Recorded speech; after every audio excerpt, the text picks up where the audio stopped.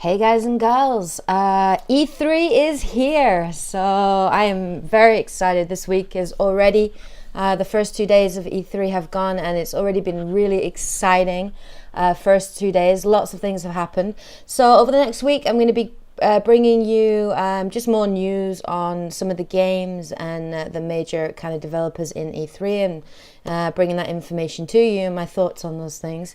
But I'm going to start today's video by focusing on the biggest thing, the two biggest things really, over the next two videos that everybody is interested in, and that is the next generation consoles, the Xbox One and the PlayStation 4. So I'm going to kick off today and I'm going to actually review the Microsoft conference, which happened on the first day. And so anyway, so let's get kicking on that. So this conference really it had its good points, and also, it had its bad points too. One of the good things about this conference was the fact that it did just focus purely on games, which was great. So the conference actually began and it started off with showing gameplay footage of the new Metal Gear 5 game that's coming out. And Kojima came onto the stage, which for me was really shocking because usually Metal Gear Solid and Kojima and Konami, usually they're quite closely connected to Sony. So I was really surprised that Microsoft actually were able to kind of steal Kojima, and he came up on stage for a short time, but it was cool. It was a really great start to the conference and it got everybody excited and psyched for the new Metal Gear 5, which looks fantastic, by the way, and it is one of the games coming out this year or beginning of next year that I am super excited about, and it's going to be awesome. And the gameplay footage, the different, it's really cool. It's like Metal Gear meets the Wild West, and it's just really awesome and it looks really great, and there was some really cool kind of stealth elements to it. So super excited about Metal Gear 5. So basically, Microsoft focused on gaming, on games, and that's good. That was definitely a positive. So they revealed many new kind of original IPs for the Xbox One, so I'm just going to go through them very quickly, just give you a list of the games that they did mention, and I'll put links in the description or into the video so you can check those out in more detail yourself. So let me go through. So they revealed Ryse, Son of Rome, Killer Instinct, the new Forza game, of course, a new game called Sunset Overdrive. They showed more information on Quantum Break. They showed a new game called Project Spark, which looked kind of cool. New game called Titanfall, which I'm really excited about. And they also showed that they're going to revamp the Halo series, and they're going to be re-releasing a new Halo in 2004. And then they showed a couple of multi-platform games. Of course, Metal Gear 5, Battlefield 4, which they showed, Dead Rising 3, and Darksouls, which looks good. And then finally, a game I'm excited about, Witcher 3. So they did show a lot of different games. In terms of the original IPs, I have to say I was a little disappointed in the IPs that they were advertising. For a lot of gamers, the thing with the Xbox One, because of all these restrictions, is the thing that's going to make them buy the Xbox One are really cool, original IPs, exclusives to Xbox One, and they didn't really show anything that really wowed me, and I had to be I have to play that game, so I have to buy an Xbox One.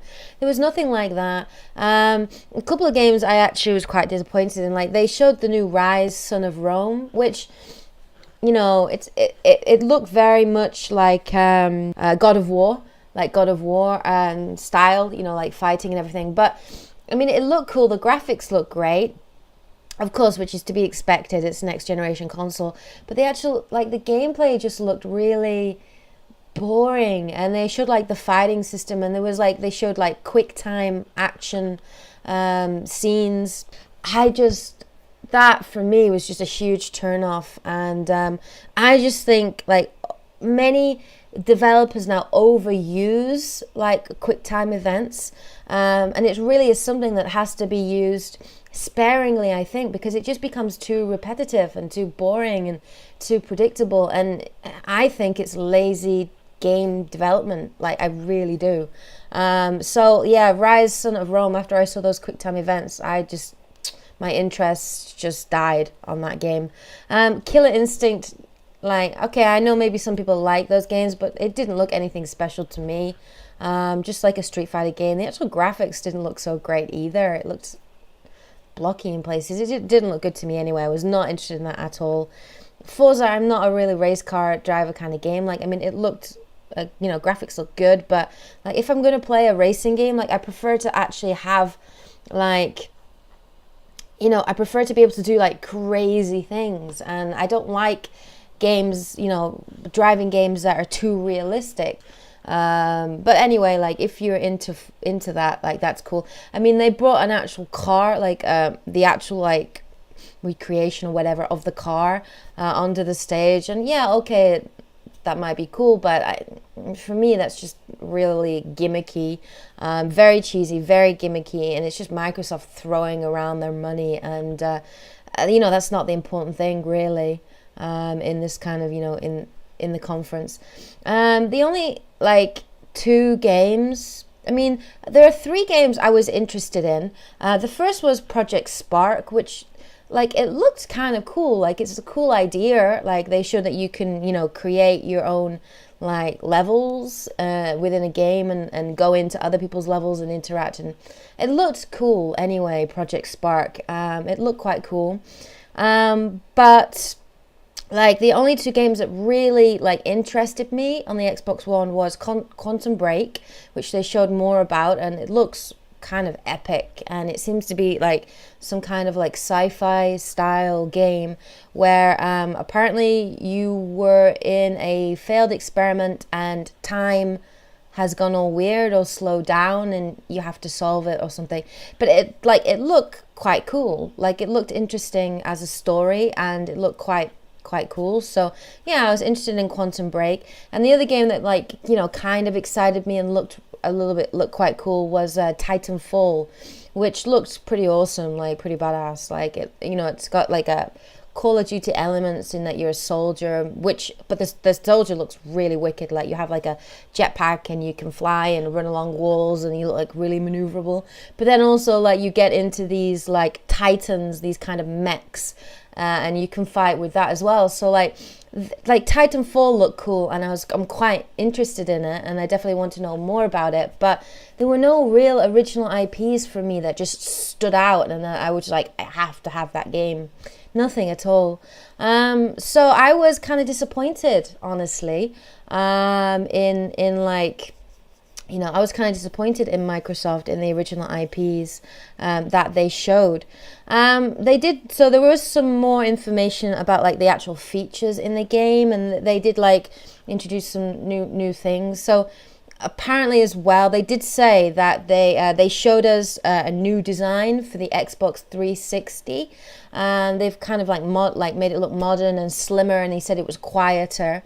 And it looked cool, and that is available right now to buy, the new kind of Xbox 360. But I checked the price of it, and like to buy like a 250 gigabyte like Xbox Elite, like the new console, it costs like, what was it? Let me check the price. $399. Like, it's an 8-year-old console, and you're charging us like $399 to buy the Elite version. That's ridiculous. Like, that price should be much cheaper. The 4 gigabyte one was, I think, $299, but honestly, who's going to get a 4 gigabyte like console? Like, you want to get the one with a large hard drive, especially because there's no backwards compatibility between the Xbox One and the Xbox 360.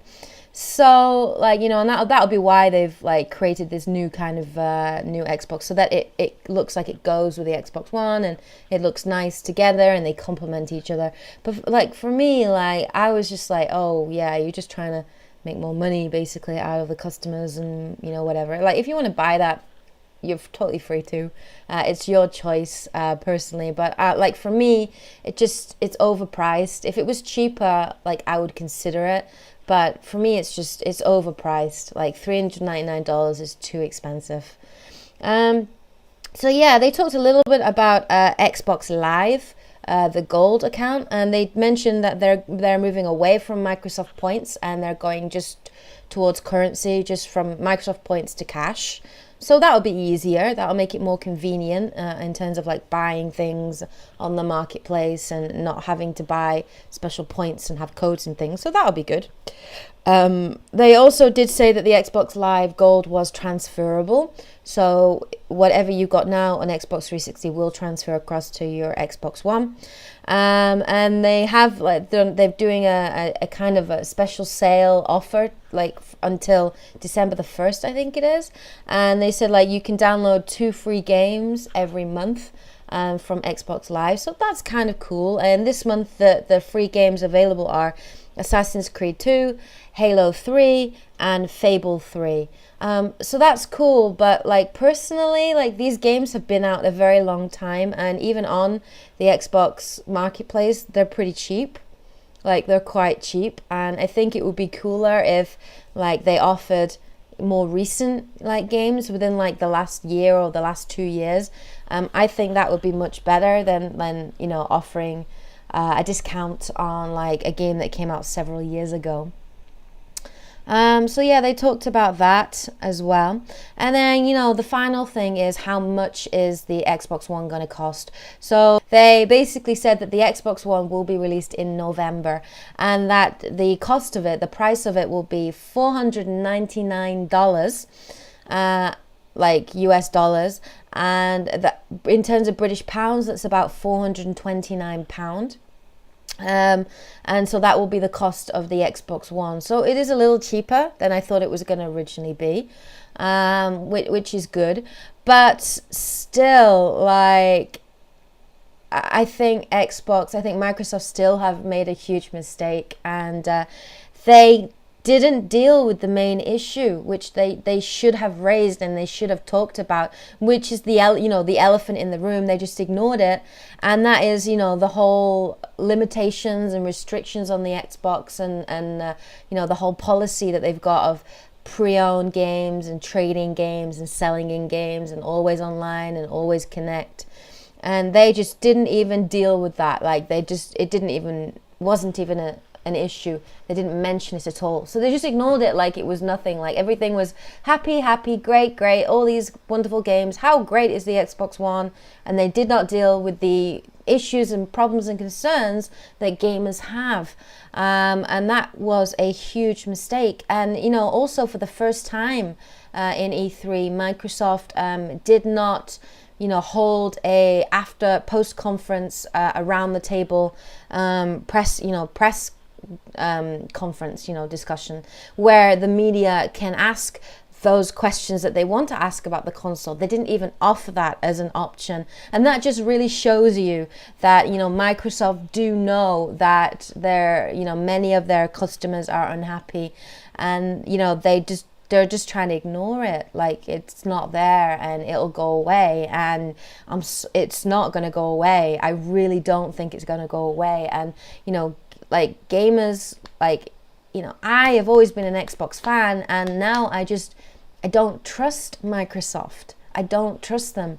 And it really seems like they are putting the developers and the producers, not the developers so much, but they're putting the producers and the suits and the bigwigs that just want to make money, they're putting them ahead of the gamer. And like in the short term, that might make great economical sense, but in the long term, I think it's going to be an absolute disaster. So I have to say that I was incredibly disappointed in the Xbox One conference, and I just was not excited about it at all. Even in the conference, you could tell that the atmosphere was very, very flat in the audience, and the speakers that were coming on to the stage, they didn't seem to have enthusiasm or excitement about their console. They seemed nervous, and uncomfortable, and probably justifiably so. And yeah, like the entire conference just lacked energy, and yeah, I'm just not excited about the Xbox One at all. And you know, I really think I am not going to buy one, based on you know, what Microsoft said at E3 and whatever. Like, you know, they still have several months. Like, we're in June now. I mean, Microsoft still have until November to decide, you know, whether they're going to continue this, and they still can fix this issue.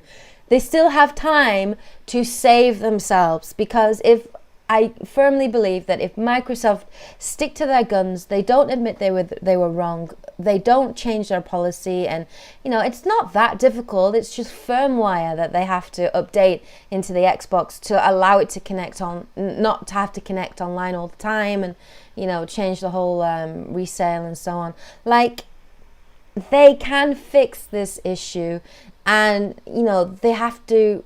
And the only way to do it, I think, is to give up these policies that they've got, which are making, you know, consumers incredibly unhappy, and, you know, has created huge controversy in the gaming community. And I really don't think, like, I think it's terrible move, and it doesn't make any kind of sense whatsoever. Like, it's a PR nightmare for Microsoft, and they have not handled it well at all.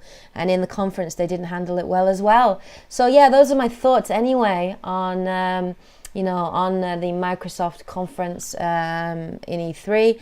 And so let me know what you guys think. Like, what did you think of the conference? Did you enjoy it? Are there any games that you are excited about? Like, were you disappointed like I am? What are your thoughts on it?